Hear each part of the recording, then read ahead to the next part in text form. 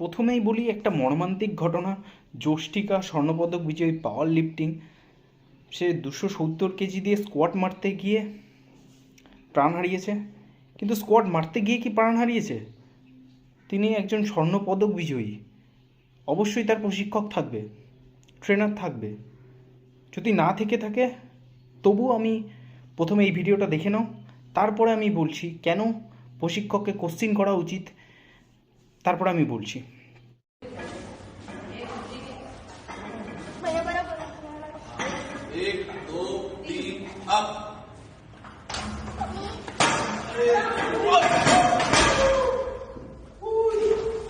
তো তোমাদের আমি কিছু কিছু জিনিস পয়েন্ট করে আমি রেডভাবে দেখিয়ে দেব।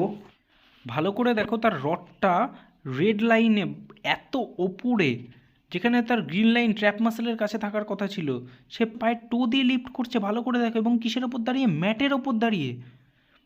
সে একটা পা বাইরে ফেলে দিল এবং পুরো 270 কেজি তার বা পায়ের ওপরে, এবং সেকেন্ড পাটা যখন সে বাইরে বের করলো সে ব্যালেন্স হারিয়ে ফেললো।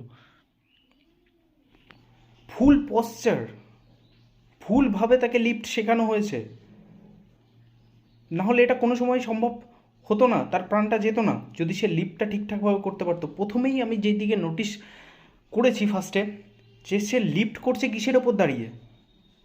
একটা ম্যাটের ওপর। এটা কোনো প্রবলেম না, কিন্তু ম্যাটগুলোকে ঠিকঠাকভাবে সাজানো হয়নি প্রথমত।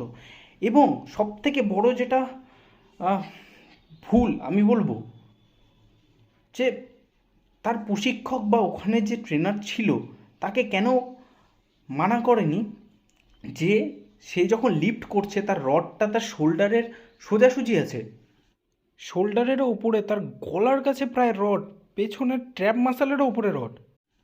সে লিফট করবে কি করে? পায়ের টো দিয়ে? সম্ভব কোনো দিনও 270 কেজি পায়ের টো দিয়ে লিফট করা? অবশ্যই আমাদের পশ্চার, আমাদের বডির মাধ্যাকর্ষণ শক্তির কারণে ওয়েট সবসময় সামনের দিকে এগিয়ে যাবে, কারণ আমরা টো দিয়ে লিফট করলে আমাদের টোয়ে অত শক্তি নেই। পায়ের তালু যদি আমাদের মাটির সাথে লেগে না থাকে তাহলে আমরা ওয়েট লিফট করতে পারবো না। এবং আমি তোমাদেরকে টোটাল জিনিসটাকে দেখিয়ে দিচ্ছি যে কিভাবে লিফট হওয়া উচিত, কিন্তু কিভাবে সে লিফটটা করেছিল এবং প্রশিক্ষক তাই মানাও করেনি। এবং পেছনে জানি না যে দাঁড়িয়েছিল সে ট্রেনার কি না, বা হয়তো জিম করে, জানি না তার পরিচয়, বা সেও যদি জেনে থাকতো আমার মনে হয় তাদেরকে কোশ্চিন করা উচিত যে লিফটিং কিভাবে করে।